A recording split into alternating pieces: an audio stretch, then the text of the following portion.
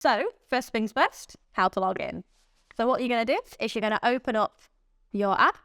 It's going to say, welcome, nice to see you, because it's a very lovely app. We're then going to go into login, and that's going to bring up the web page. All you're going to do from here is you're going to type in your email address, your Porsche ID, click continue, type in your password, and click login.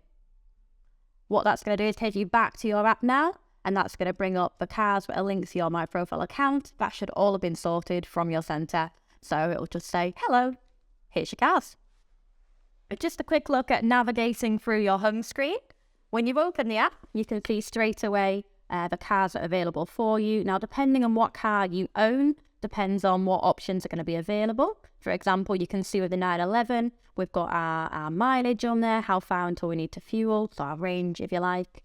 You can also click onto this button here and lock and unlock a vehicle. Whereas when you get down to Taycans, for example, they have a lot more to do with the electrification. At the bottom, we have recommendations. So those are fantastic articles. I definitely recommend giving them a quick read. You can have a little look at see what's new in all things Porsche.